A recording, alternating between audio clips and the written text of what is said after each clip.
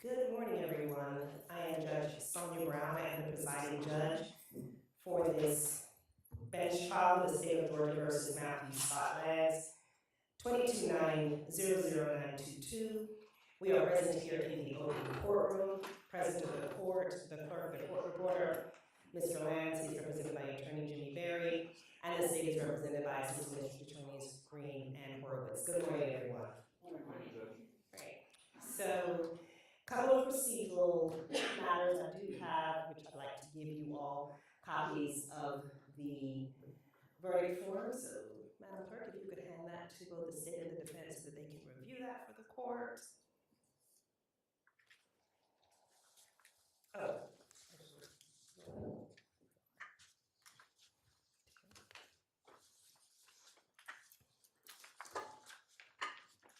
You'll have a chance to review, but I just want to give you all a copy to review. You can keep that copy. Okay, thank you. All right. All right, and yesterday, before we adjourned for the day, the state did rest on their case, and so, Mr. Berry, I will allow the defense to proceed. Thank you, Judge. I have spoken to Matthew about whether he would wish to testify. It's his wish that he not testify to another court. And I asked him questions about that. At this point, he does not want to testify. Okay, thank you, Mr. Berry. There are a few questions that I would like to ask Mr. Lanz to inquire about his decision on whether he wants to testify or not. And so, Mr. Lanz, if you raise your right hand for the court, please, sir. Do you swear or affirm that the testimony you will give to this court shall be the truth, the whole truth, and nothing but the truth, so help you God? No comment. Okay, can you put your right hand down for me? Mr. Lanz, do you understand that you have the right to testify, and if you want to testify, that no one can prevent you from doing so? No comment. Do you understand that no one can make or compel you to testify? That is, do you understand that you have a right to not testify if you do not want to?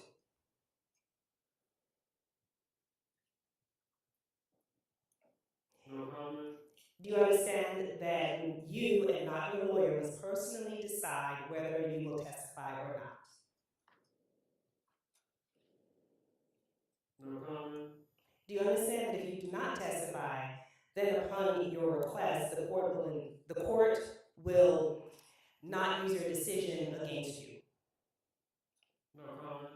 Do you understand that if you choose to testify, you will be examined by your counsel and cross-examined by the assistant district attorney? No comment. Do you personally want to testify or not? No comment. Attorney Berry, do you stand in your place as an officer of this court, as well as Mr. Lanz's representative, that you have spoken to Mr. Lanz, that you have presented him with the option of whether or not he has the right, or he has the right to testify or not, and all of the issues or concerns with whether he does or does not testify, and also informed him that if he chooses to not testify, then the court will not hold that against him, but if he were to choose to testify, then he would be examined by you as well as the assistant district attorney. Have you spoken with Mr. Lanz and discussed all of this with him? I have, Judge, and it's his wish not to testify. Right, thank you. Are there any witnesses that the defense wishes to call? No, Your Honor. Okay. Interesting. All right. Can I have the attorney's approach?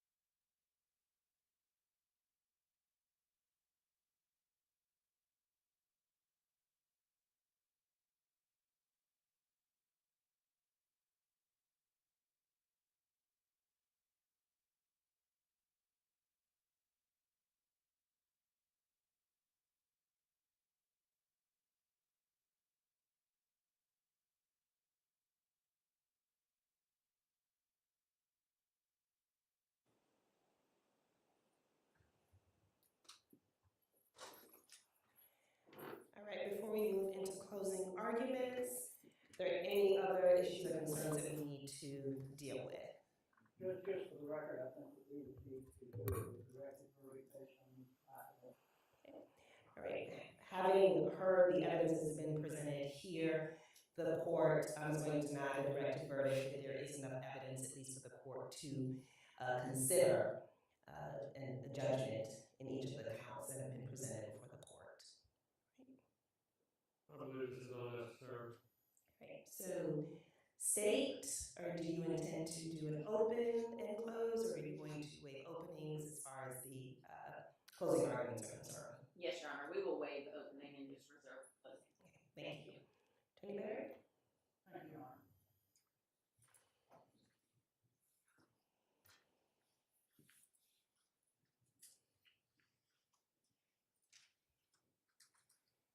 Your Honor, I'm not going to belabor too much the evidence, but there are some concerns that the defense has, and I'd like to go over those with the court.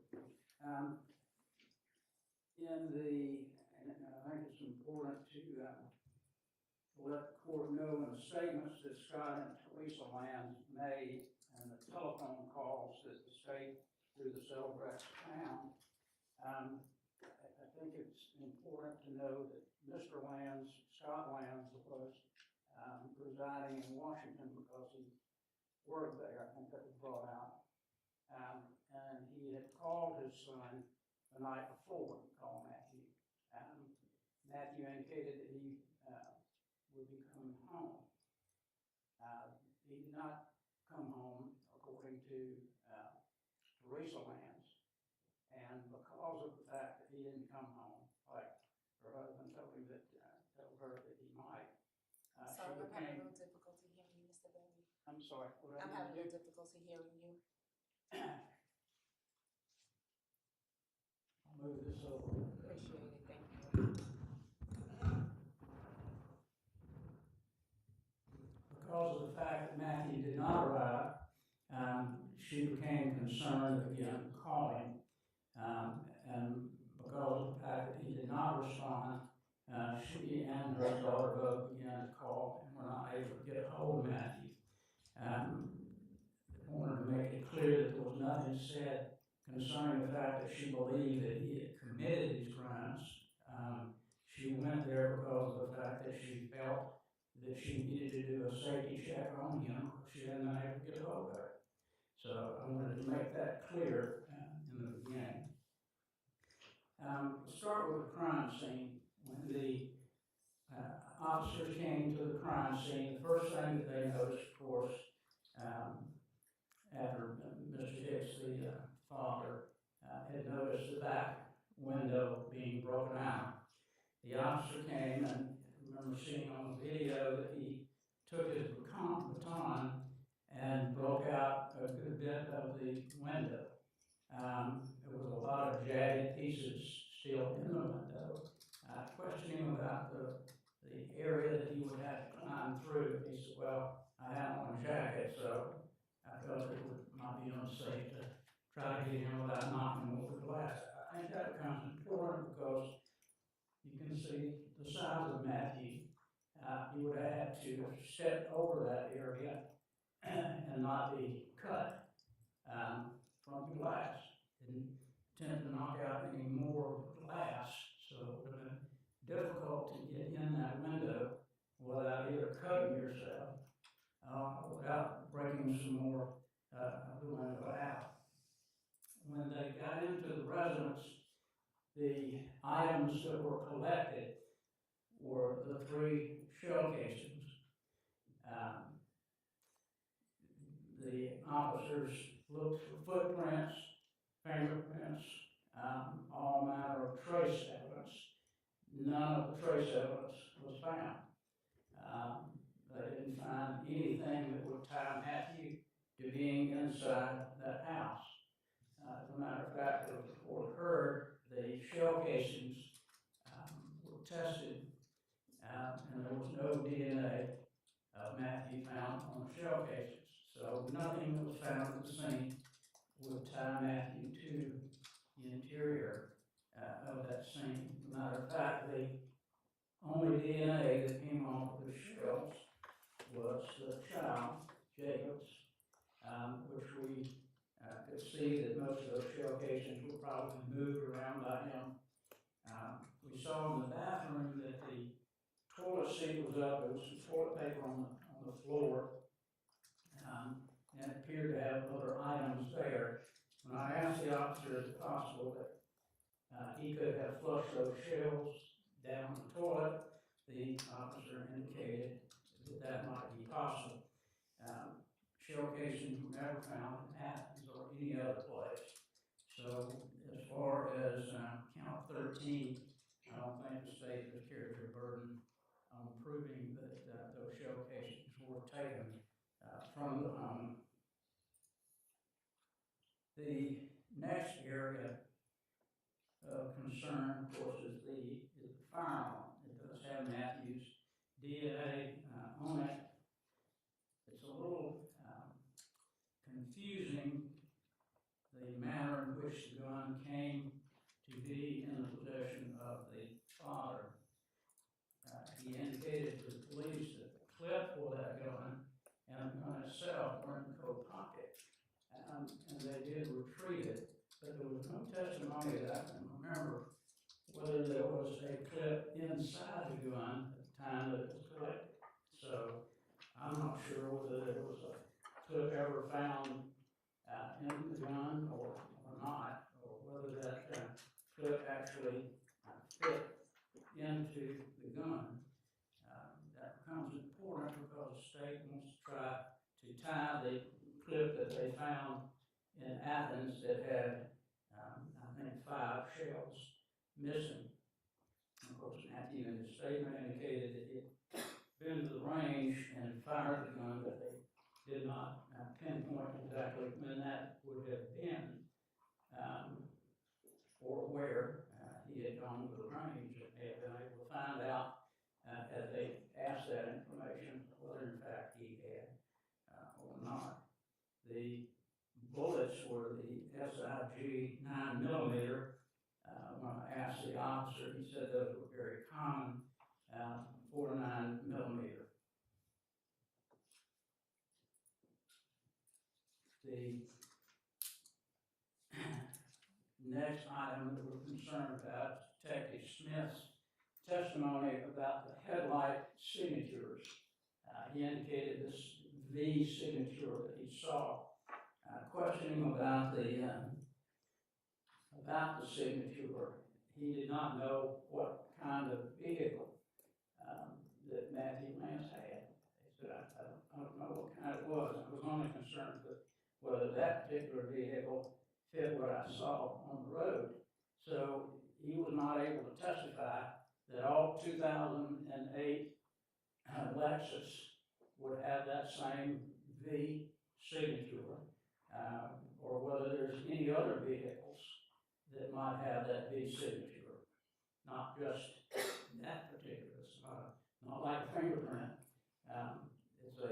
It's a V signature from the headlights. But we don't know how many other cars there may be that has that particular type of V. The other area that Detective Smith talked about was the floodlights that he saw coming on and going off. And as he testified, at 9:31, the back floodlights came on. They came on again at 9:55, and again at 10:08.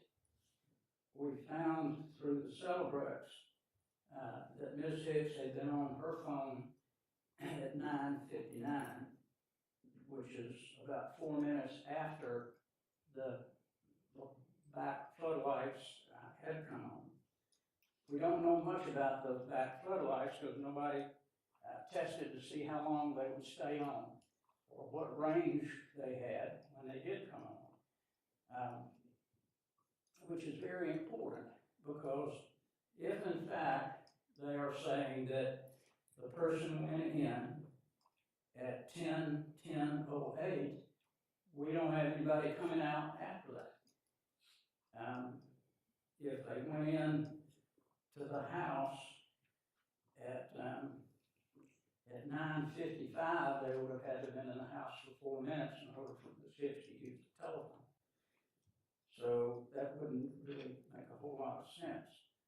So there's the question, did somebody go into the house earlier in the day and was laying in wait for them to get into the house and get comfortable before they made their move? So it's an interesting question, especially the fact that you don't see any corresponding exit floodlights, because any movement either in or out should show. It's interesting also that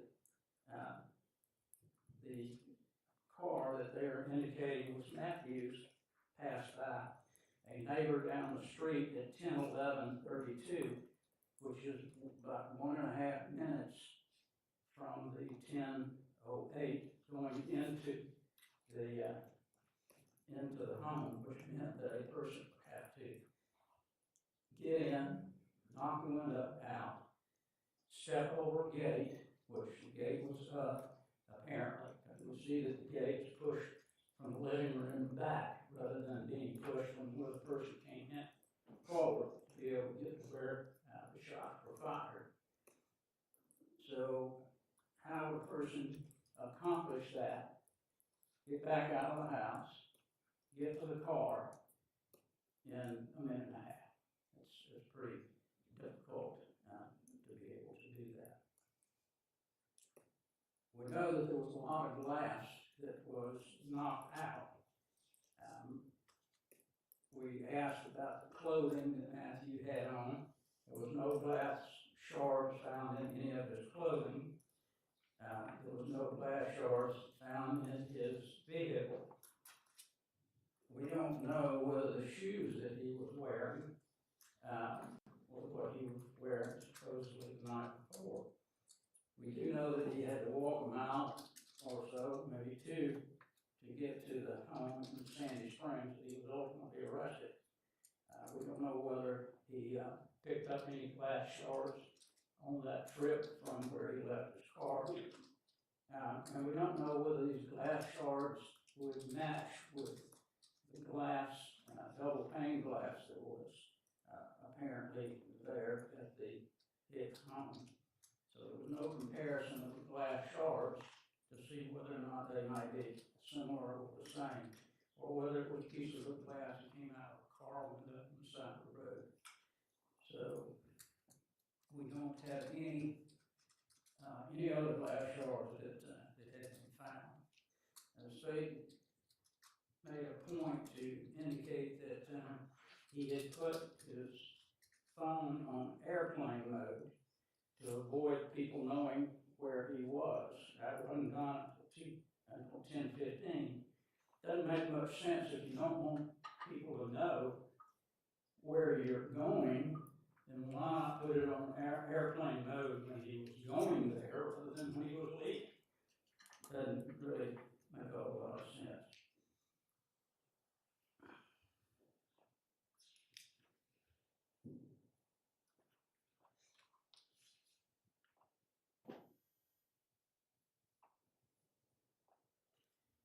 What's concerning too is that if you break one of those panes of glass out, obviously, I asked the officers, and made a lot of notes. They also had a dog that, of course, heard in the video that went crazy when the officer came in. With the knocking out of the glass and the dog barking and the light coming on, apparently Mr. Hicks didn't have enough time but to stand up, which doesn't make a whole lot of sense either, which might be something to consider, whether somebody could have come into the home at an earlier time and laid in wait. We can simply ask the court to look at all the evidence in the case. I know the court will. And to evaluate that evidence and testimony and to render a verdict that speaks the truth. That's all that we can ask. Thank you, Judge. Thank you, Attorney Berry. Attorney Green, you may proceed with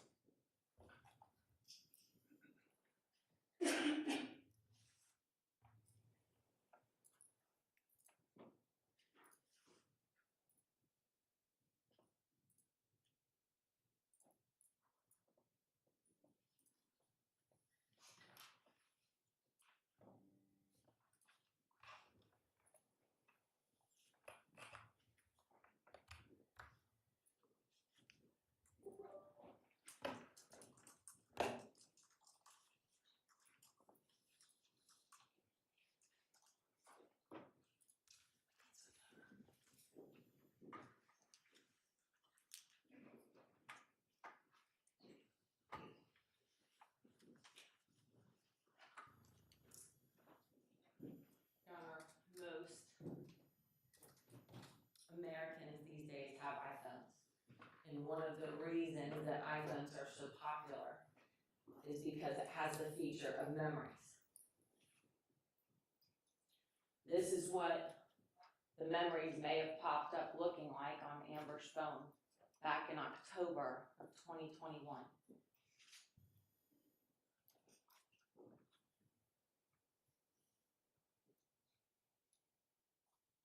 But November 18th of 2021, Tuesday of this past week, 4 years to the day, this is what those memories would look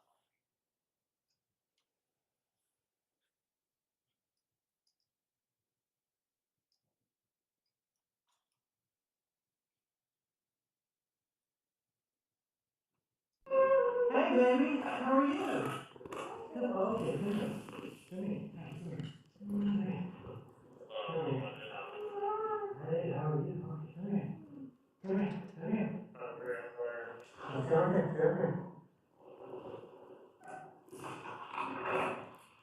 I won't play with the kid real quick. Yeah, I'll brush yours. Come here. Come here. Come here. Come here.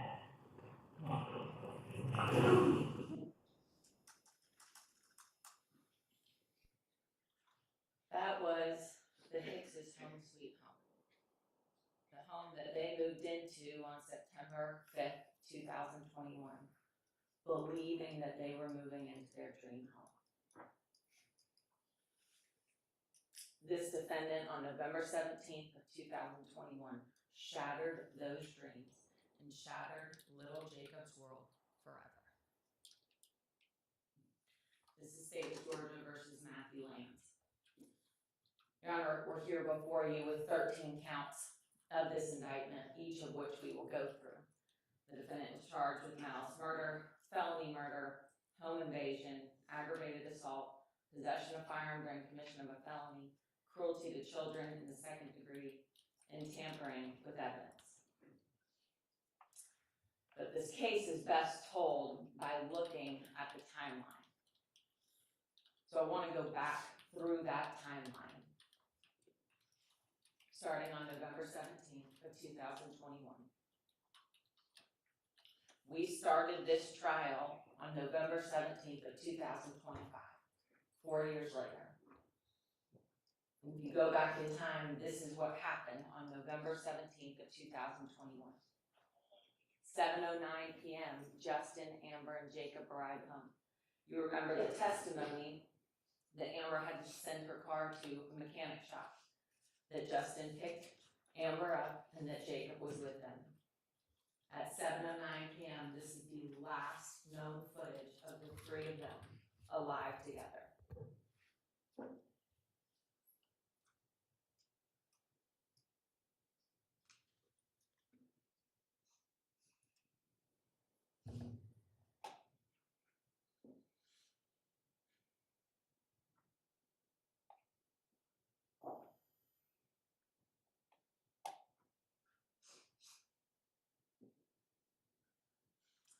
Unknown to Amber and Justin, their killer was en route. By 5:57 p.m., we know the defendant was driving from Athens to the Marietta area, her capital. We know that because on his phone, there's a 1 minute and 58-second phone call with his father. And if you remember, his father stated to law enforcement that the defendant called him and was at a gas station heading home on November 17th of 2021. At 9:20 p.m., Lanz drives down Verbena in his 2008 Lexus GS and enters his driveway. Here's the video clip showing as his car drives down the street.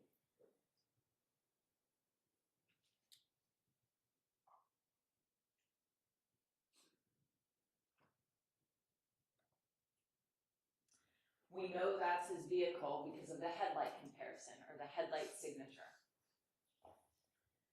He then pulls down Verbena and enters his driveway, which is also located on Verbena. Now, it's very difficult to see in that region, but you'll see some flashing light ever so subtly in that area that's circled in yellow. And that's when his car is pulling into his driveway. And again, we know this because there was 2 SUVs that followed behind that proceed and pass that camera at 50/50 Verbena. We then know between 9:31 p.m. and 9:32 p.m., Lanz is walking around the rear and side of the Hicks's residence. We can see that the side floodlights illuminate, and then we can see the infrared camera being illuminated as well as he gets close to that side door. We know at 9:32 p.m. he then proceeds back towards his residence.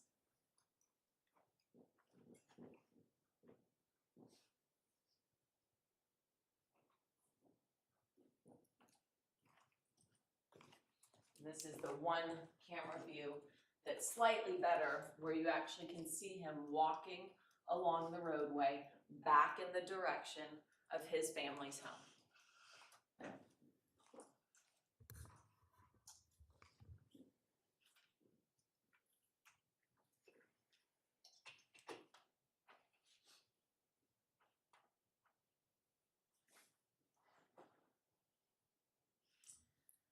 Between 9:43 and 9:44 p.m., you can again see an individual walking towards the Lanz's property.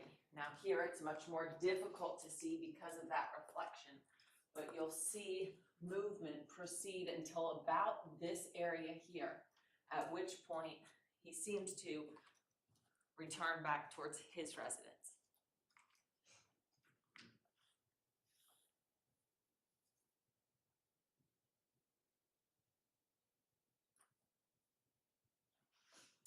And then at 9:55 p.m., Lanz triggers the side lights again, this time to carry out these executions.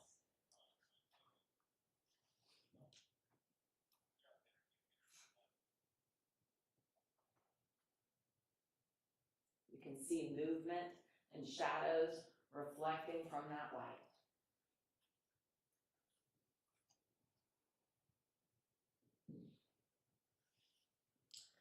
The floodlights have gone off by 9:59 p.m., indicating that Lanz is now lying in wait in this porch area. But we know that Amber's still alive. We know that at 9:59 and 37 seconds, she loves the comment by her friend, LOL IDKY, but I'm craving it. And she loves the next comment at 9:59 and 40 seconds. Olive Garden it is. At 10:10 p.m., we know that these executions are done.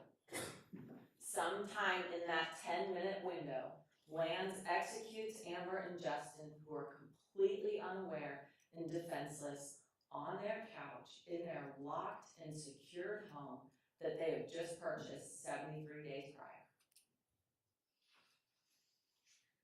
And then he leaves. Just like that. The floodlights come on. He walks towards his residence. And it's over. All with little Jacob alone in his crib. Lanz's vehicle is then captured at 10:11 p.m.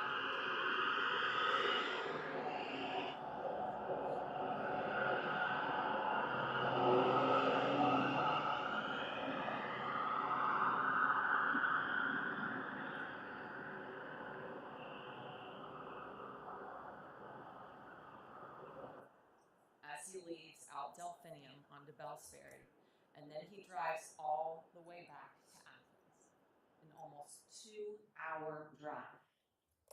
And during that time, he puts his phone in airplane mode. It is not a coincidence that his phone is in airplane mode in approximately the same amount of time it would have taken for him to get back to his apartment in Athens. He puts his phone in airplane mode at 10:16 p.m. and he takes it off of airplane mode at 12:43 a.m. November 18th of 2021, the day after the murder, 9:34 a.m. This is the call it's made. I want to confirm that you guys have called them on their phones and they didn't answer. We've tried to call me multiple times now. My brother's phone rings a few times and we're going to voicemail. My sister-in-law's phone immediately goes to voicemail. According to my mother, they've been off social media for about 12 hours now. That call was placed by Ashley Hicks. They had gone to the residence because it was extremely unusual for Amber to just not show up to work.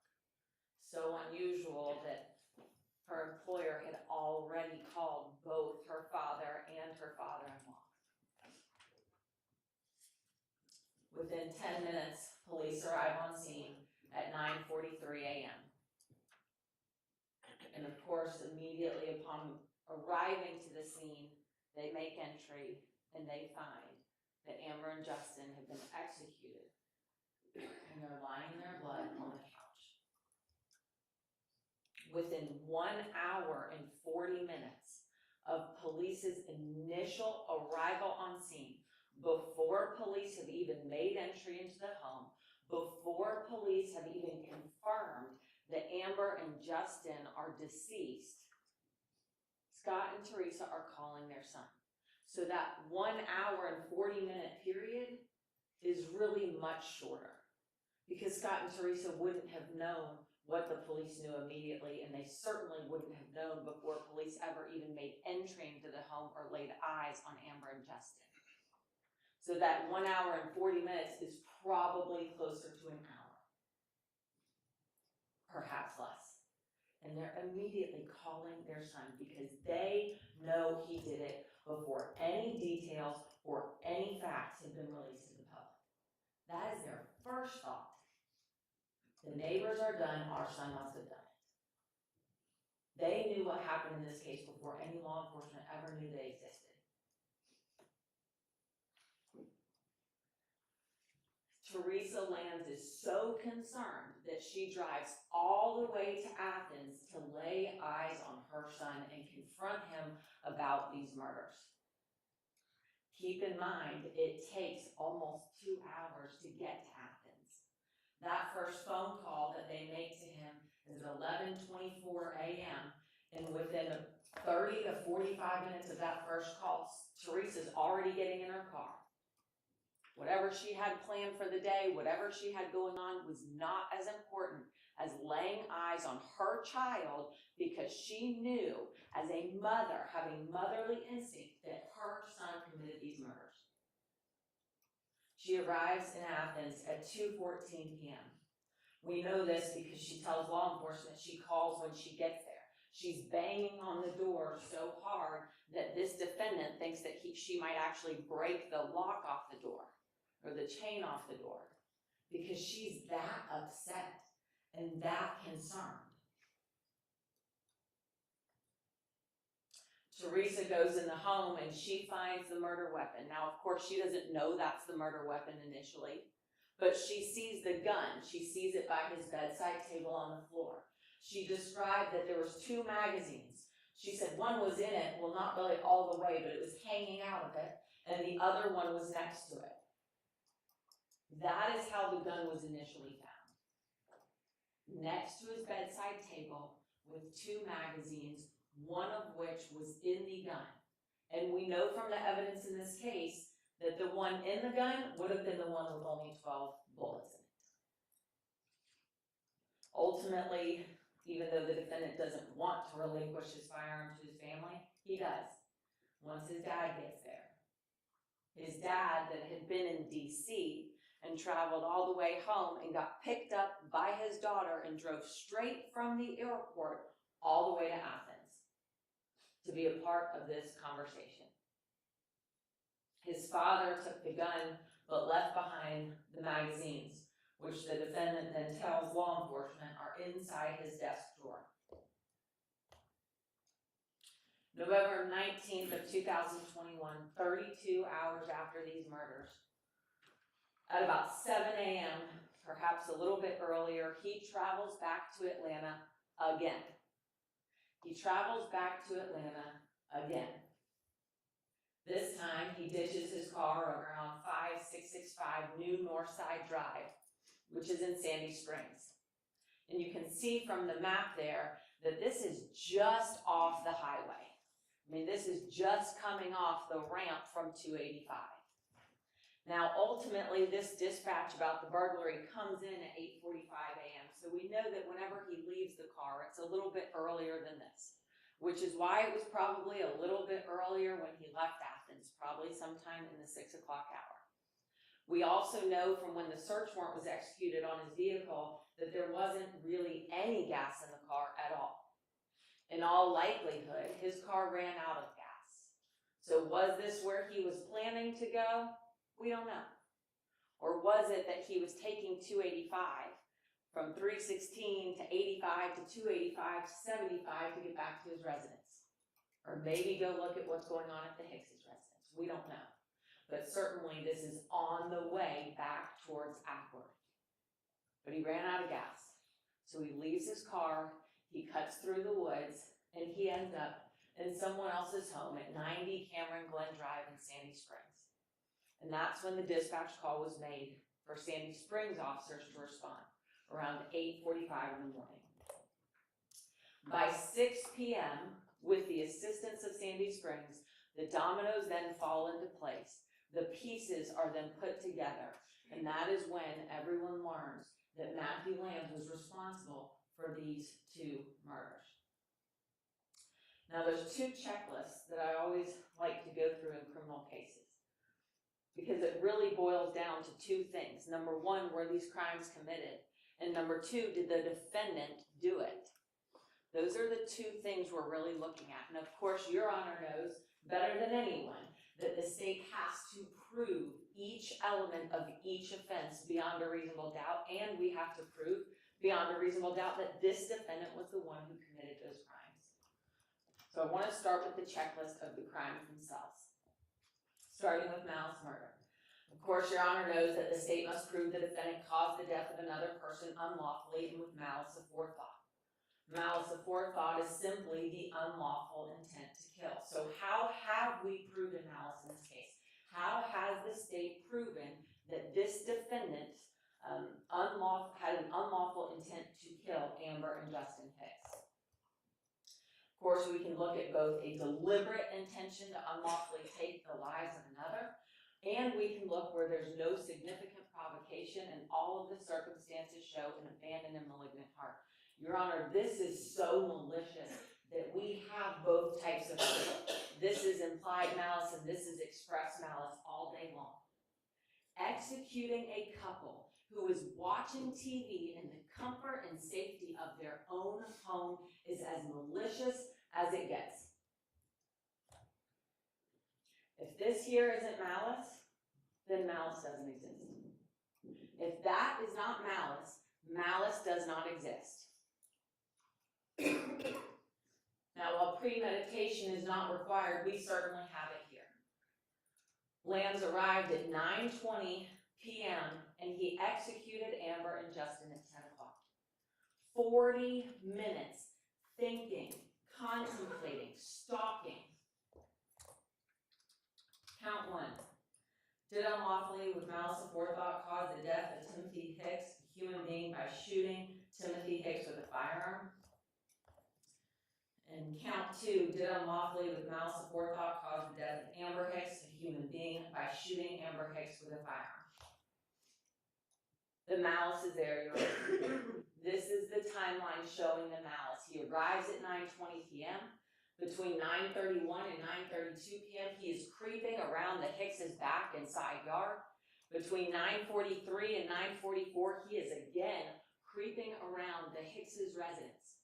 At 9:55, he makes entry into their backyard and proceeds to sit there and watch at those Christmas lights, waiting until the time was right in his mind to break the window and immediately execute them so fast that they didn't even have time to respond. By 10:10, he's leaving the Hicks's residence. 10:11, he heads back to Athens. And 10:16 to 12:43, he has his phone in airplane mode. This is proof of malice. He had so much time to think about what he was going to do, and he still did it. You had 3 9mm casings recovered on scene and 2 projectiles. You have 5 total gunshot wounds. These gunshot wounds are consistent with the 2 of them sitting there on the couch, again in the comfort of their own home, watching TV. And when Justin heard that window smash, he got up and started peering around to see who was breaking into his home. And as he's peering around and looking, he gets shot here in his side, and it comes out his stomach and ultimately hits the ground. He then starts coiling as Matthew Lanz is continuing to approach on him. He gets shot in the right arm and then gets shot in the back of the head right here and crumbles because he would have never moved again. He got up to see what was going on, but he didn't even have a chance. Guns all in their home to defend his baby and to defend his wife, and he didn't even get a chance. And Amber, she certainly didn't get a chance. She still has the blanket tucked under her foot. You heard the doctor testify that it was consistent with her being crouched like this. The gunshot goes into her forearm, out of her forearm, into her thigh, out of her thigh, and stops at her stomach. And in order to get that headshot, where it has an angle, it has a clear angle, she's probably like this, closing her eyes, not wanting to look. And he just executes her. He shoots both of them in the head. You have 2 projectiles that were found in Justin's body. One from his head, where he had his head turned because he had started to coil, and it stops at the other side of his head. And then one from his chest, because the gunshot wound that went in his right shoulder stopped on the left side of his chest. You had a projectile in Amber's neck from the shot that went in here and stopped at her neck. He talks about he almost got brainstemmed. Well, he brainstemmed Amber. And I think he wished it worked on him. 5 total projectiles were recovered. We know there were 5 gunshots. He executed them.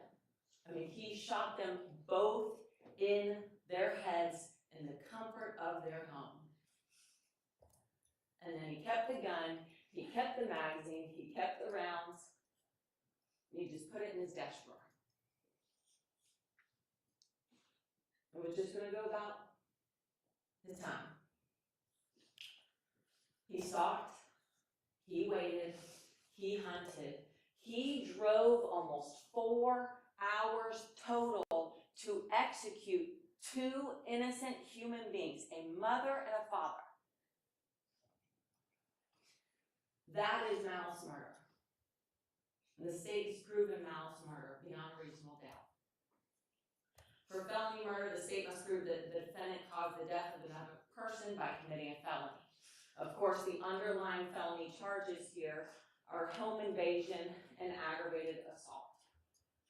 For home invasion, as Your Honor knows, the state has proved the defendant without authority and with the intent to commit a forcible felony therein. Of course, here we're talking about aggravated assault. And while in the possession of a deadly weapon or a firearm, he enters the dwelling house of another while it's occupied by any persons with authority to be present therein. The language of the indictment reads, did unlawfully without authority and with intent to commit the forcible felonies therein, to wit, murder and aggravated assault, while in possession of a firearm, to wit, a handgun, a deadly weapon, enter the dwelling house of another, to wit, the Hicks residence located at 5059 Verbena Drive, Acworth, Georgia, while it was occupied by Timothy Justin Hicks, Amber Hicks, and Jacob Hicks, persons with authority to be present therein. And then the corresponding felony murder count reads, while in the commission of a felony, to wit, home invasion as set forth in count 7 of this indictment, did cause the death of Timothy Hicks, a human being, irrespective of malice. In count 4, while in the commission of a felony, to wit, home invasion as set forth in count 7 of this indictment, did cause the death of Amber Hicks, a human being, irrespective of malice. Your Honor, this is a home invasion. There was forced entry into this home. It was without authority. The defendant was armed with a firearm. We know this because he had a firearm. He killed Justin and Amber with a firearm. He had the intent to commit these forcible felonies of aggravated assault and malice murder because he sat there and thought about it over and over and over until he felt like the time was right. That's exactly what he set out to do. It is exactly what he did do, and then he fled. The state has proven felony murder and home invasion. For aggravated assault, the state must prove that the defendant assaulted another person with a deadly weapon. This defendant shot Amber and Justin multiple times using his Zev Technologies OZ9 firearm. That's an aggravated assault. Count 8 reads, did make an assault upon the person of Timothy Hicks with a firearm, a deadly weapon, to a handgun. Count 5 is the corresponding felony murder count while in the commission of a felony, to wit, aggravated assault as set forth in count 8 of this indictment, did cause the death of Timothy Hicks, a human being, irrespective of malice. Count 9 is the aggravated assault count with respect to Amber Hicks, did make an assault upon the person of Amber Hicks with a firearm, a deadly weapon, to a handgun.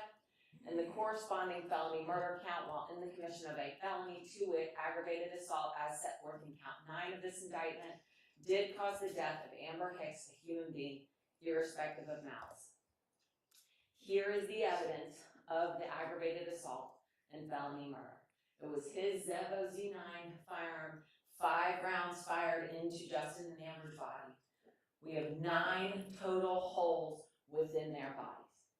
9 total holes, 5 gunshots, but 9 total holes that this defendant put into their bodies. We've proven aggravated assault and felony murder.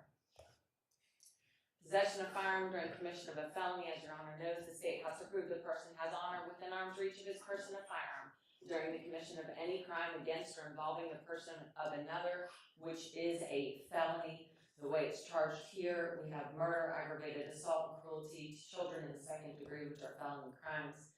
For count 10, did unlawfully have on and within arm's reach of his person a firearm, to wit, a handgun during the commission of murder, home invasion, and aggravated assault, felony crimes involving the person of Timothy Hicks. Count 11, did unlawfully have on and within arm's reach of his person a firearm, to wit, a handgun during the crimes of murder, home invasion, and aggravated assault, felony crimes involving the person of Amber Hicks. Your Honor, you have the gun in front of you. This is the gun that took the lives of Justin and Amber Hicks. It's his gun. He possessed it. He brought it into their home. He is guilty of possession of firearm during commission of a felony. Cruelty to children in the 2nd degree. The state must prove that the defendant caused cruel or excessive mental or physical pain to a child under 18 through criminal negligence. Criminal negligence is an act which shows a willful, wanton, or reckless disregard for the safety of others who might reasonably be expected to be injured by the act. Executing a mother and father in a home that is filled with baby toys, baby gates, baby locks, a baby monitor right next to his mother's hand,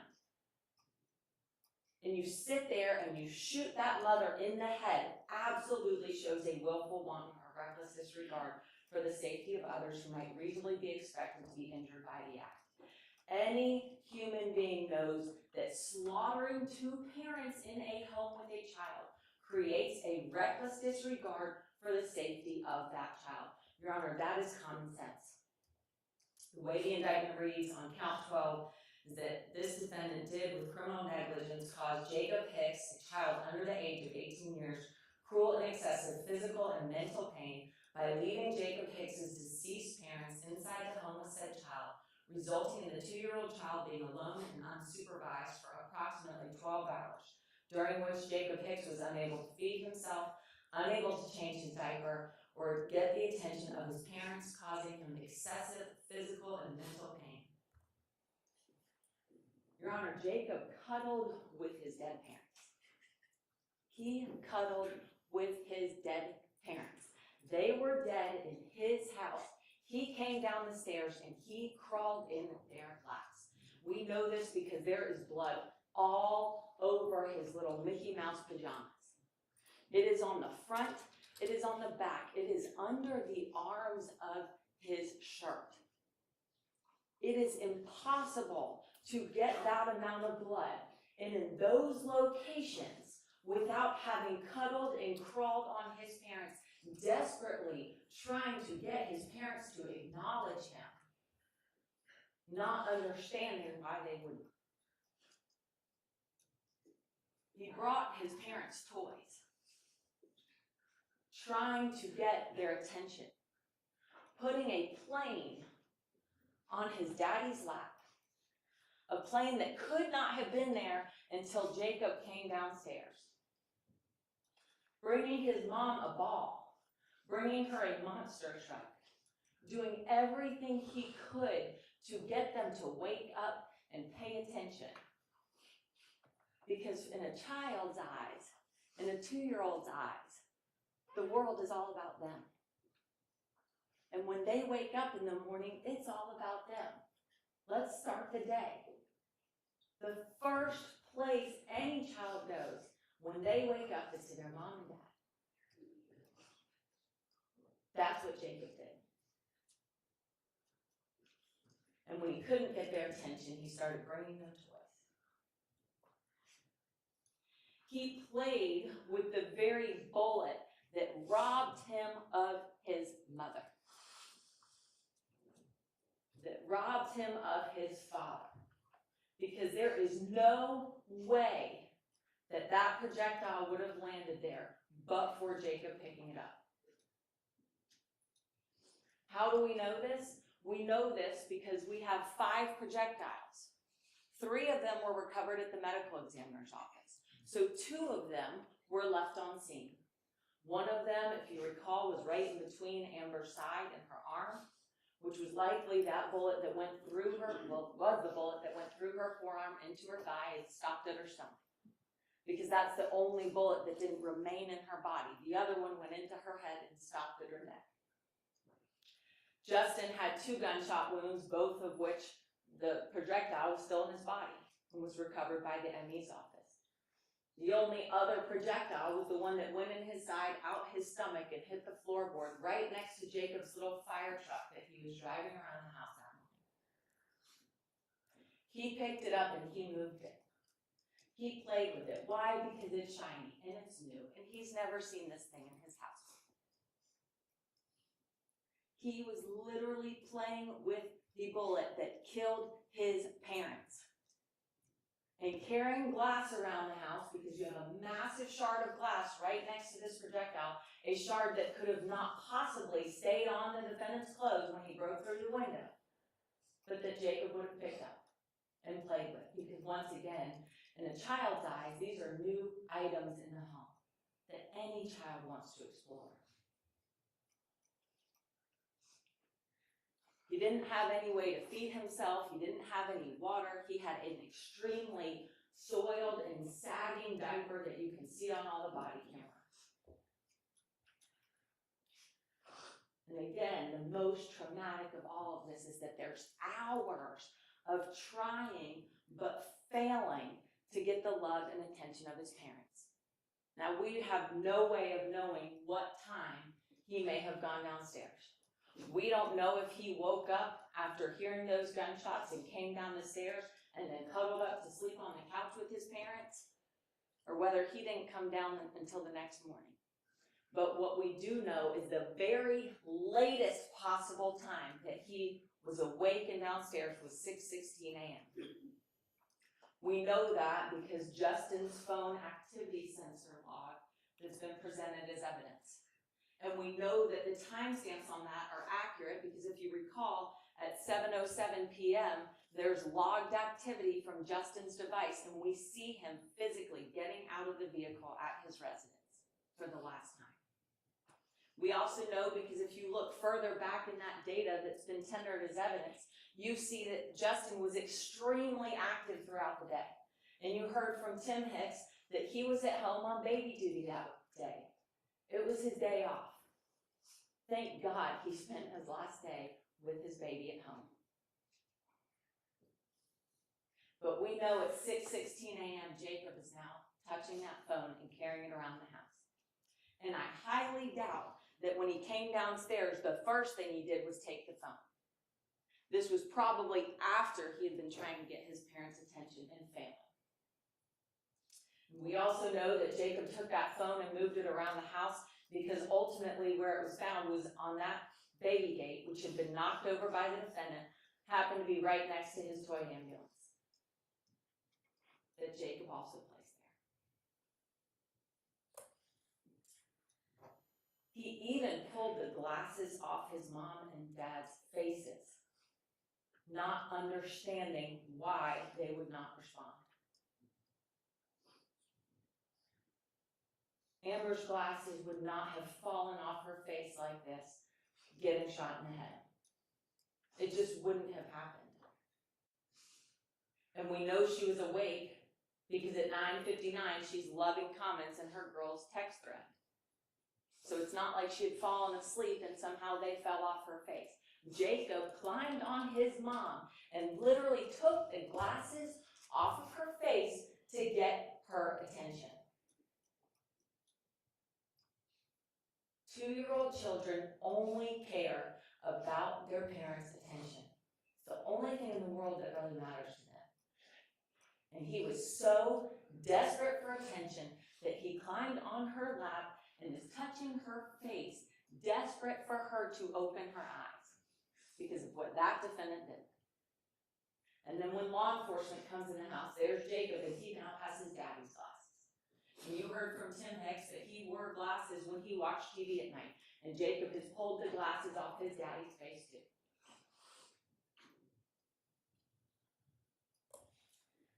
Even the defendant expressed remorse for this. He didn't care about the fact that Justin and Amber were killed. But when it came to Jacob, and when it came to him believing Amber was pregnant as well, he cared. He cared then, and he recognized that that was messed up. He recognized that that's as cruel gets. And that's the only thing he felt bad about. He himself knows that he is guilty of cruelty to children in the second degree. Finally, tampering with evidence, the state must prove that the defendant, with the intent to prevent the apprehension of himself or obstruct the prosecution of himself, he knowingly conceals physical evidence. Count 13 reads as follows: did knowingly conceal physical evidence, to which shell casings, said evidence involving the prosecution of the offenses of murder, home invasion, and aggravated assault, with intent to prevent the apprehension of and obstruct the prosecution of said accused, to which said accused did remove shell casings from the murder scene, so as to avoid apprehension and otherwise obstruct the prosecution of himself. These officers tore this house apart. I mean, they tore this house apart. They looked in every single nook and cranny. They moved furniture. They moved the rug. They did everything to locate those casings, and they did. There were 3 casings found, and that was it. Now, why he didn't take the time to get the other ones, maybe he got spooked. Maybe the dog started barking at him. Maybe Jacob came downstairs. We don't know. But he decided he needed to get out of there. So he only took the 2. But he is guilty of tampering with evidence. We don't have to prove what he did with those items. We don't have to prove if he threw them out the window or whatever he did with them. So taking a pause here, are the crimes themselves really in dispute? They're not. They're not. I mean, the crimes occurred. We all agree the crimes occurred. Even the defendant agrees the crimes occurred. Why did he murder them? Someone murdered them.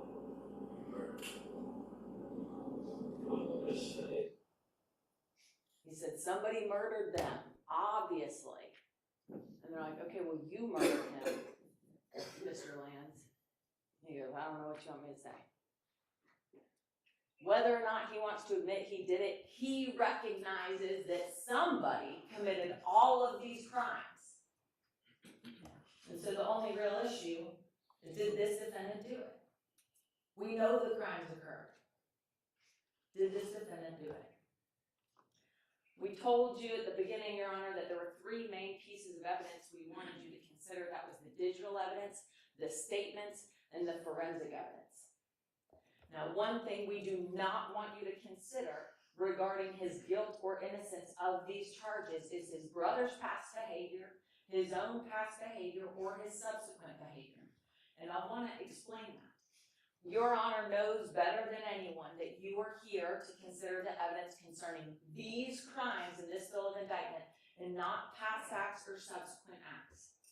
The only reason that those instances were even mentioned during this trial is because they were inextricably intertwined with this case itself. The only reason we ended up being able to really solve this case when we solved it is because of Sandy Springs. Because when Sandy Springs conducted their investigation and they realized his parents lived right next to the Hicks's residence where there was an open double homicide investigation taking place, they reached out to Cobb County. You heard during the interviews, everything is inextricably intertwined such that you can't even separate the two. The only reason that his brothers mentioned is really through the defendant himself. And talking about his brother and talking about the fact that he still thinks that those residents at 5059 were in some way terrorizing him or something along those lines. But we want to make it clear that in no way, shape, or form are we trying to argue propensity or bad character or anything else, because the reality is there is no propensity here. We are not saying there is any form of propensity here at all. These crimes should be considered as an isolated act that happens to be incredibly evil, with the only possible explanation that this defendant provided is those homeowners used to terrorize my brother, and there were some demonic lights, which came from this defendant as really the only possible motive, as though he's seeking revenge, although he won't say those words himself. So looking at that timeline, again, we know that it's basically just a 10-minute timeline. We know when Justin, Amber, and Jacob arrived home. We know when the rear floodlights were triggered at 9:55. 4 minutes later, Amber sends her last text ever. The rear floodlights are triggered again, and then the delivery is made. Again, this is the last time. Look at Jacob running in the house, so happy to be home with his mommy and daddy.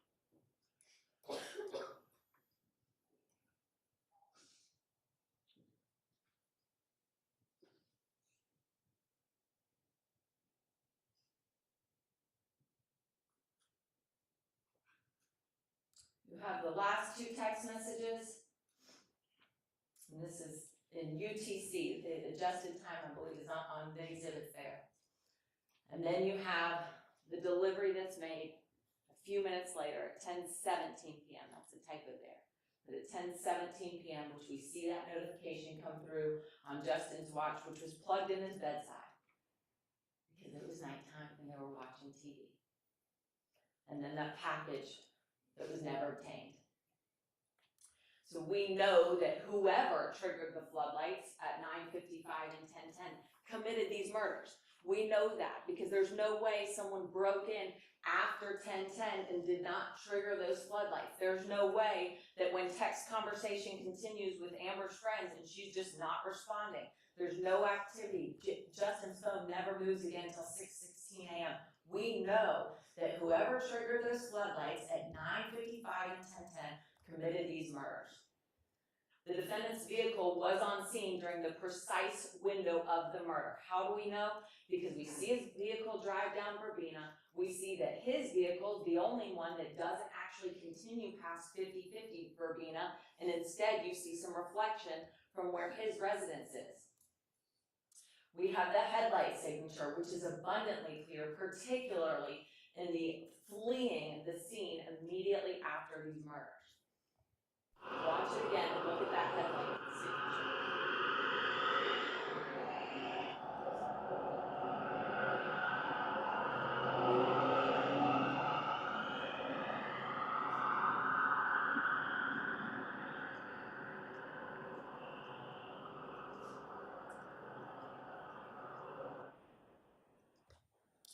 We have the defendant's firearm.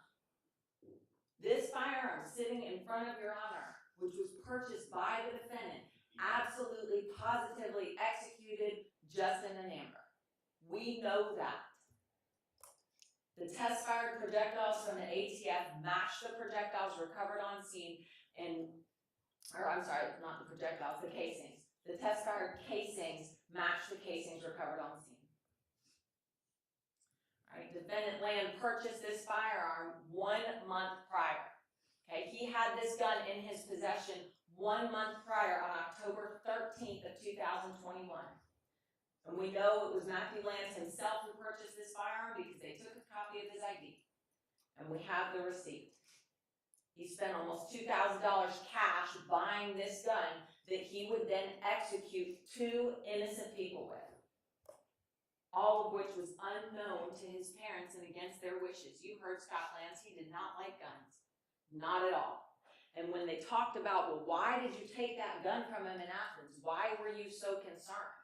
He said to police, he was going to shoot himself or someone else. That was this defendant's father's concern.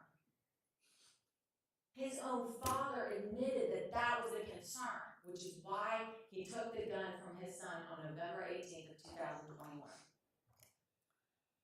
The magazine that held the bullets that pierced Justin and Amber's body was found in the defendant's possession, in which the defendant admitted these were his. One of those, which again is sitting before your honor, was missing the precise number of bullets used to carry out these executions. A capacity of 17 bullets in each of these magazines. One of them only had 12, which is the exact number used to kill Justin and Amber. And again, Teresa Lanz admitted that when she first arrived in Athens, that magazine was in the gun. Now, she didn't specify how many bullets were in each magazine, but she specified that one magazine was in the gun and one was lying next to it. The defendant has the exact same type of ammunition that was used to kill Justin and Amber in his possession. And that same type of ammunition was found in the magazines. And you had additional ammunition found in the gun box. The gun box that he had shoved into some bag and then shoved into some storage box. But he also had in his possession. The defendant's DNA was found on the murder weapon. We know this, and that's not a surprise. And Scott Lanz said, yes, my son had that gun. Teresa Lanz said, yes, my son had that gun. They took it from his possession.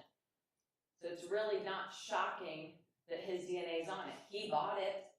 We know he possessed it. But he also used it to kill Justin and Amber. Look at his clothing. He had glass in his shoes that were collected from Sandy Springs. And again, why is this Sandy Springs thing important when it comes to the clothing? Well, number one, he had just numerous layers of clothing on. And you have those photographed, pants upon pants upon pants, shirt upon shirt upon shirt, multiple layers. He was never going to cut himself, even if he hit even if he threw himself through that window. He would have never cut himself. Not with the amount of clothing that we know he was wearing 32 hours later. But also important about Sandy Springs is he didn't break glass in that home. There is no broken glass, which makes this shard of glass so important. Had he broken some sort of window or door or lamp or whatever in the home, this would not have been as significant. But there's no glass in Sandy Springs. There's no explanation for why he would have glass shards in his shoes. Another reason that clothing is so important when it comes to Sandy Springs is this lack of GSR evidence. It would have made no difference. Testing his clothes, his hair, his hands, anything would have made no difference because we know he was shot. If he had GSR on his person, on his clothes, on anything, at the point in time that Cobb County learned of him, it would have had zero significance because he had been shot, which is why it was so important to explain that and explain the sequence of events, to explain this investigation and the findings here. The defendant's cell phone, again, he puts his cell phone into airplane mode as he drove back to Athens. Why? Why do that? Well, the only explanation is because he told his dad, hey dad, I'm coming home. I'm at a gas station. It's 7:57 p.m. and then not showing up. Instead, deciding to execute a mother and father on the couch and then going, I should probably take some steps to cover up. Not only should I take at least the casings I should find, but I should put my phone in airplane mode so they can't get any data off of it. The defendant's statements, he admitted he was on scene that night. That is so, so important. He put himself there. Now, interestingly enough, his timeline that he provides, which is quite precise, is exactly 1 hour off. It's exactly 1 hour off. He says, I got there at 10:30 p.m. and I left at 11:15. Well, no, he got there at 9:20 and left by 10:10. Now, this is November 21st, November 17th of 2021. Not long after daylight savings. So I don't know, maybe he hasn't changed his clocks in his car. I don't know. Or maybe he was just being very precise in his timings, but didn't want to give up the fact that he knew exactly when he killed them and needed to adjust his timeline a little bit so it didn't seem like he committed the crime. But either way, it's just so interesting that not only does he put himself there on scene, it's around the right time. And it's for the right amount of time. Because he's ultimately there for 50 minutes. He puts himself there for 45 minutes. Same thing. Now, in his story to police, he says, well, I got so tired when I arrived at my parents' house that I have a key to that I'm just going to drive 2 hours back. I'll take a cat nap in my car for 10 to 15 minutes. Then I'll smoke a cigarette, and then I'm just going to drive back because I'm exhausted. I mean, that makes no sense. None whatsoever.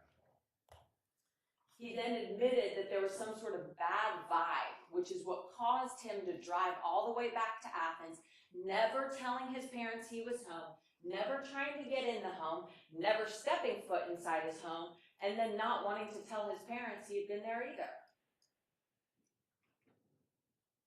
I mean, keep in mind, the parents go there immediately and they're like, what have you done? And he's like, I don't know what you're talking about. I ain't telling you, I'm here. I'm in Athens, right? But then he tells law enforcement, oh no, I was home for 45 minutes, but I just never went inside. Why lie? When asked, well, if the neighbors were killed, why would they have been killed? He said it probably had something to do with the demonic lights. You heard that interview. You heard the Sandy Springs portion and the Cobb County portion. Because Sandy Springs had already started that conversation. And throughout all of that, he keeps talking about these lights. The flickering lights, the demonic lights. He's fixated on it. And he talks about it over and over. That's the only thing he'll really say as it relates to the Hicks's residence is the lights. Again, the defendant's parents traveled separately an hour and 45 minutes after hearing of Justin and Amber's death. I mean, this was immediate action on the part of his parents, specifically because they wanted to confront him about whether he committed these murders. Scott Lanz said on scene when they went to the Lanz's residence at 600 Delphinium, and they're talking to Scott Lanz outside, right? He tells law enforcement, Teresa called me about what happened here. The first freaking thing for some reason that came to my mind, and then he trails off. You can't understand the rest of that statement, but you can fill in the blank. Teresa called me about what had happened, and the first freaking thing that came to my mind. That's what this defendant's own father said. And in that same body camera footage, his father says, we tried to have a chat with him, point blank level with us to say, was he involved or was he not? He was very, very, very sketchy. He wouldn't answer. He said, Dad, I didn't murder anybody, but I was not convinced. There was suspicion. His own father did not believe him.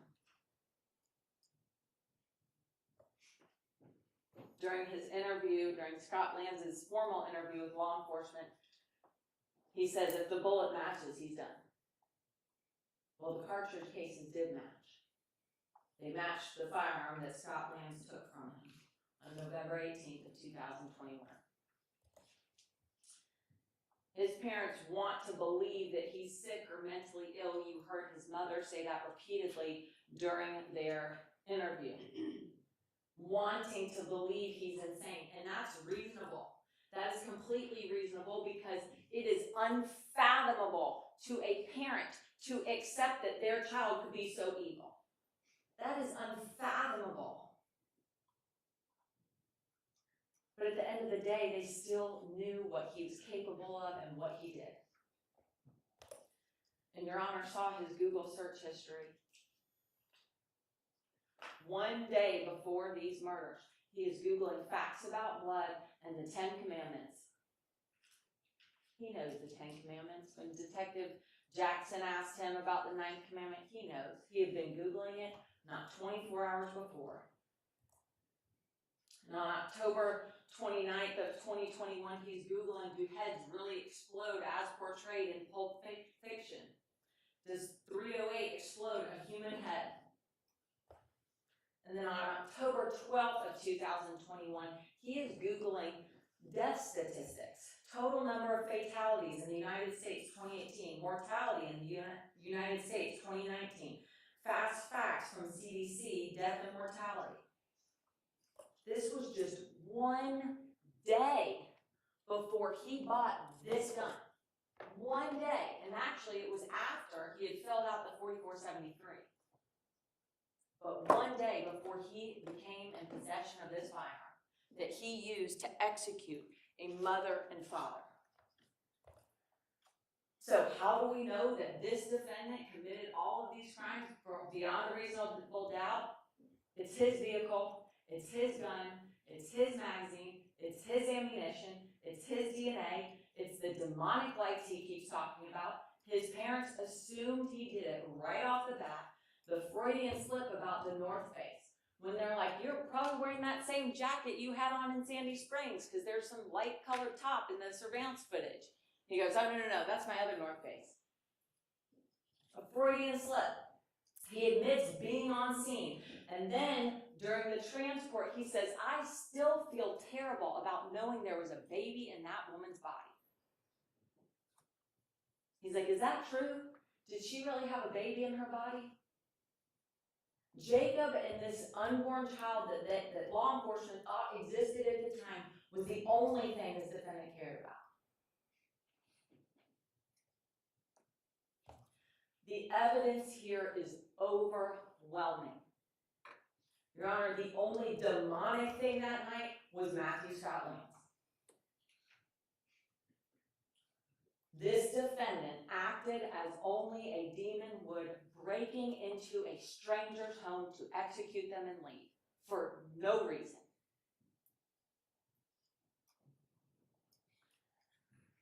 We've spent this week talking about the defendant, talking about his actions, his gun, his ammunition, his DNA, his statements, all of this evidence that proves his guilt beyond a reasonable doubt. But I don't want to lose sight of why we are here. And looking at this case from the eyes of Justin and Amber and Jacob. Victims who should be with us today. Victims who should have been able to come to court and tell this court what happened.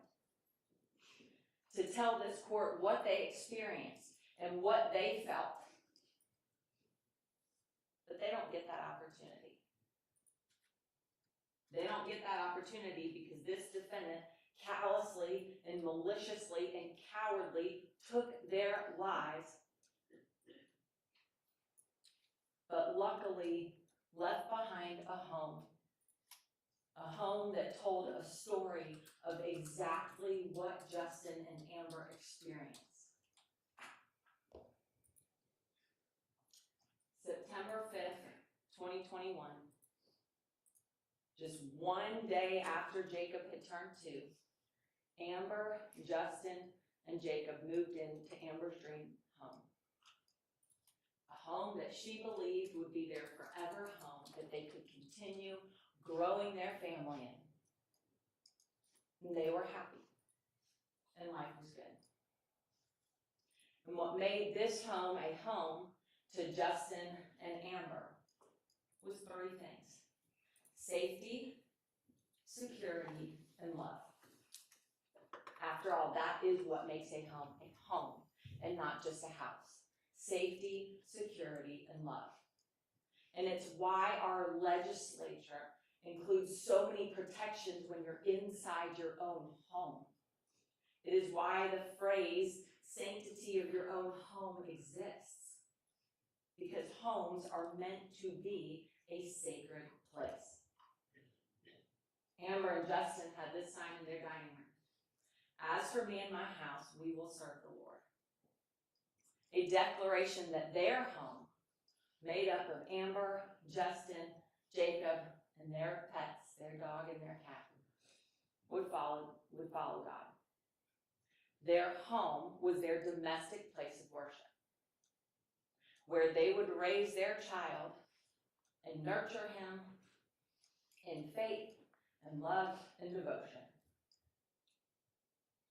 These are all the efforts they made to protect their home, to protect their place of, their sacred place, their domestic church, putting up all these different surveillance cameras and censored floodlights. And it's a shame that they had only been there for 73 days, so they didn't have a chance to start their subscriptions to save all this video footage. But the sad part of all of that is it wouldn't have changed anything. It would have shown that man's face on them.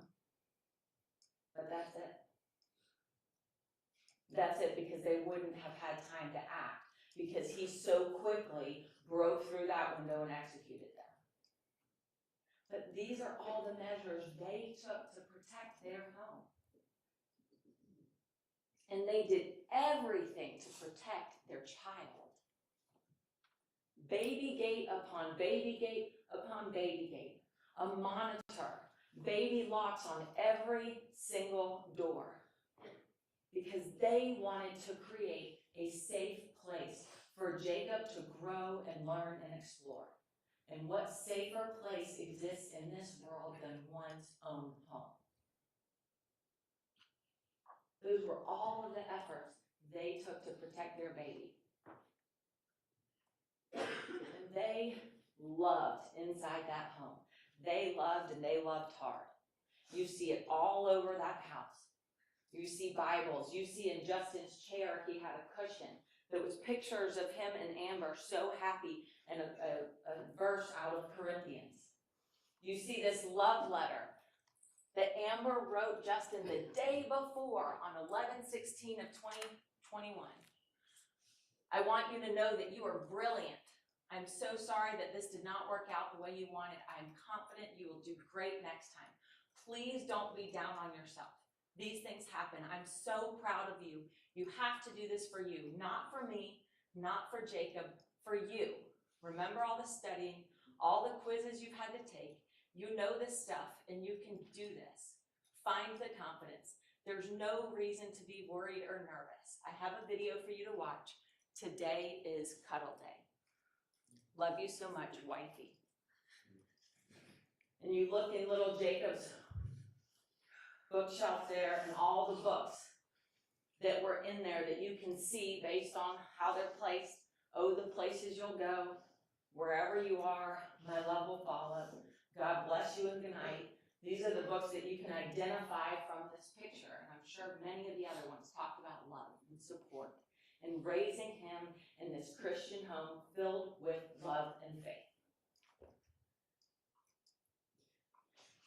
This was an incredible and perfect family doing everything they could to protect their child, and yet they failed. They failed. And at no fault of their own.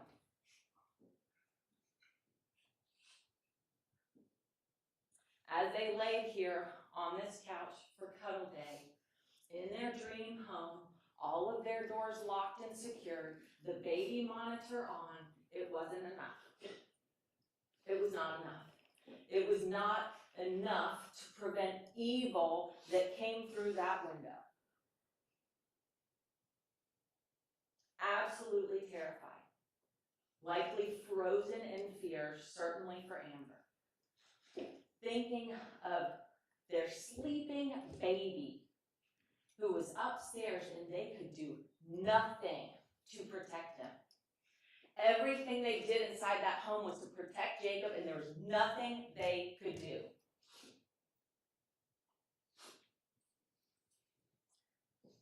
They were unable to go upstairs. They were unable to hug him, grab him, say, I love you, one last time, shield him from seeing what evil looks like at the age of 2 years old. Nothing. They literally did not stand a chance. And we know, based on Amber's positioning, she died absolutely terrified, which is the worst feeling in the world, particularly when it's in their own home. As she curled up and shut her eyes and looked the other way. And we know that Justin was probably afraid too, and he was thinking of his baby too, but he was the man of the household who was going to get up and see what was going on, but he didn't even have an opportunity to get past the rug because of that man.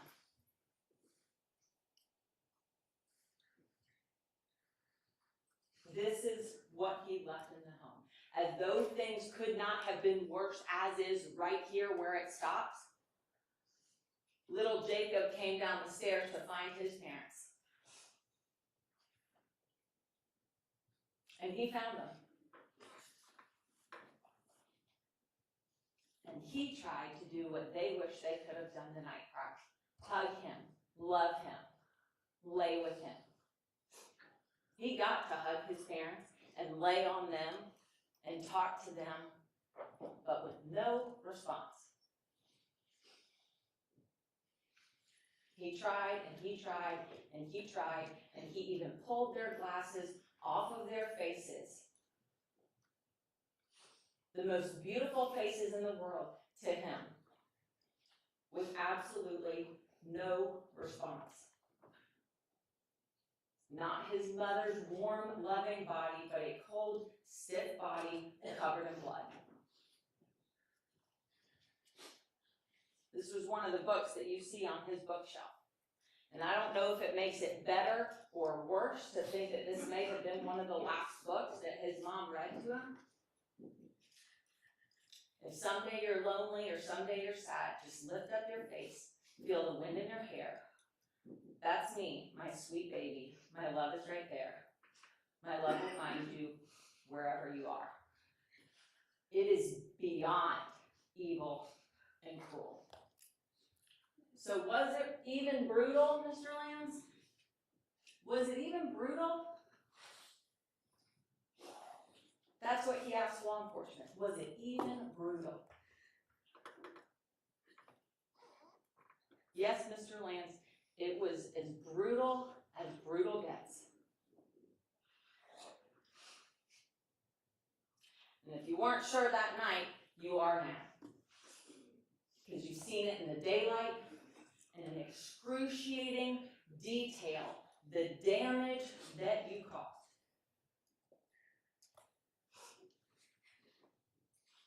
And this little boy, now 6 years old, left without a mom and dad. His last memories, if he even has them, is when he was 2 years old. So he's left with pictures. Pictures, many of which are in the home in which his mommy and his daddy was brutally murdered. Because of this defendant's choices. Choices that he sat and pondered over for 40 minutes.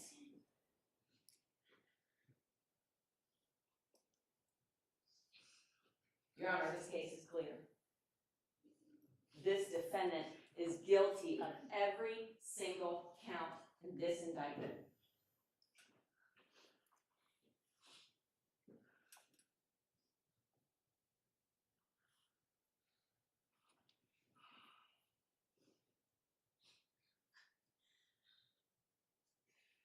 This defendant really doesn't feel bad for what he did. He doesn't. And he knows what he did. He knows exactly what he did. Which is why he feels like none of this is really necessary. But we are asking Your Honor to reach a just verdict and a just decision, which is exactly what the defense is asking for as well. But the only just and true decision in this case is that this defendant committed all of these crimes beyond a reasonable doubt. And we ask that you make those findings.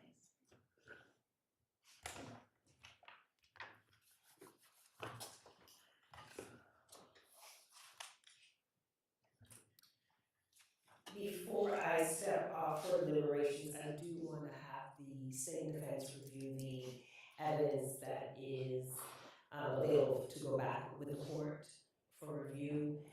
If you all would approach for just one moment.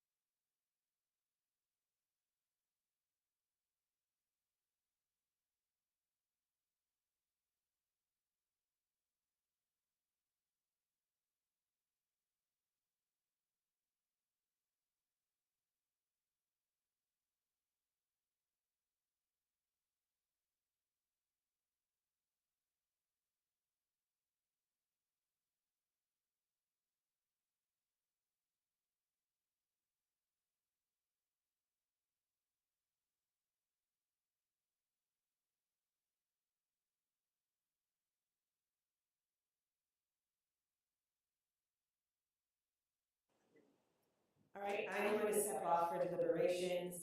The state and the defense will review the evidence that is allowed for the court to take back for review during deliberations. And Madam Clerk will give it to you for handing it to Madam Bailiff to bring back once that's done. All right. So at this time, we will stand in recess for deliberations.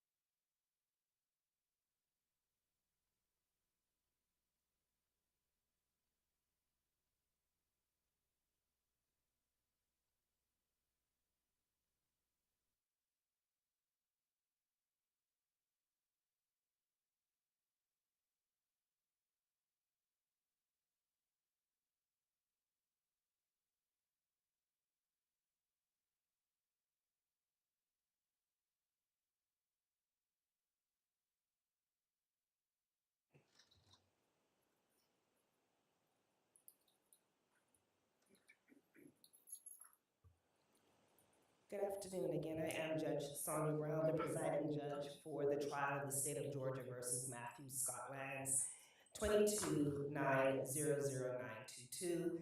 We are present here in the open courtroom. President of the court, the clerk, the court reporter, Mr. Lanz, he is represented by Attorney Jimmy Berry, and the state is represented by Assistant District Attorneys Green and Horowitz. In the Superior Court of Cobb County, state of Georgia, the state of Georgia versus Matthew Scott Lanz, defendant, criminal action file number 22-900-922, non-jury judgment after bench trial. Defendant having waived his right to trial by jury, the parties having consented to a bench trial before the court, and the bench trial having commenced at November 17th, 2025 at 9 a.m. Now, therefore, after considering the evidence admitted during the bench trial, the parties' arguments, and the applicable law, the court finds as follows.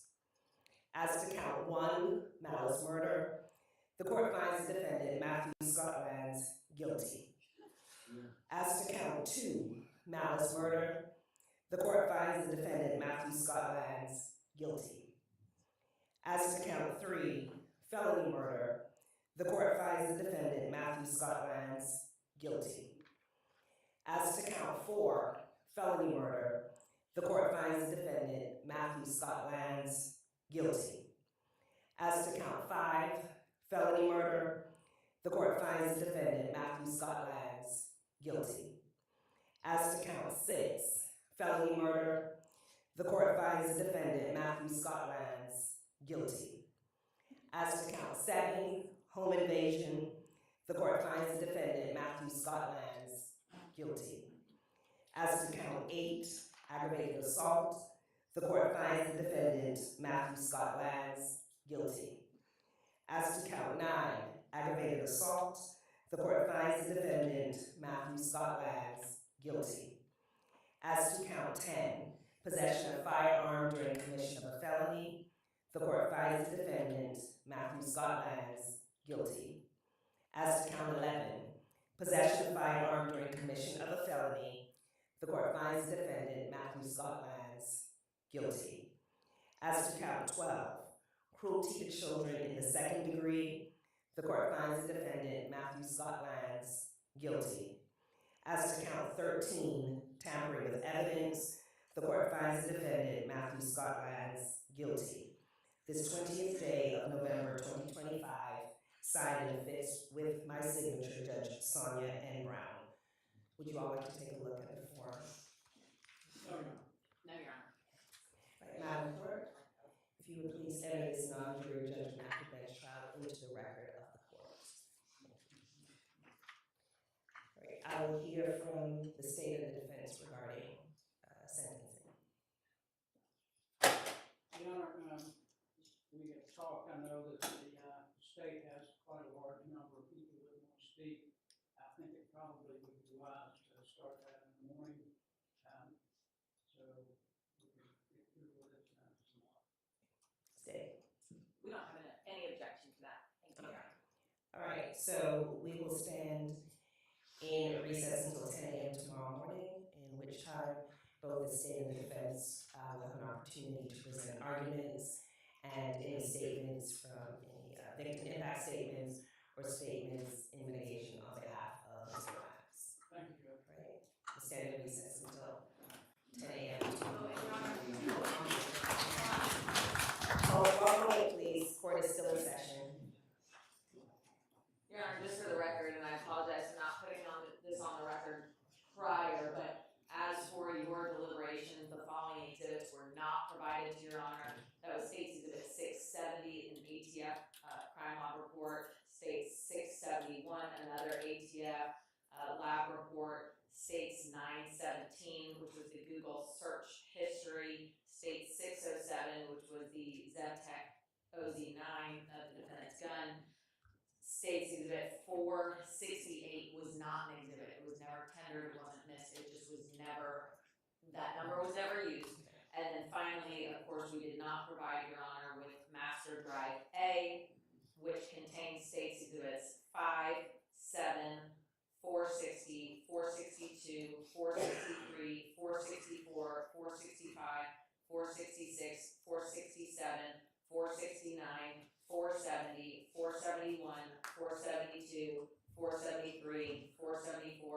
481, 685, and 686.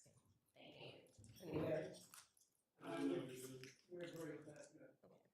Right, and all the evidence has been brought and placed back in court. Thank you so much. Right, we'll stand in recess until 10:30.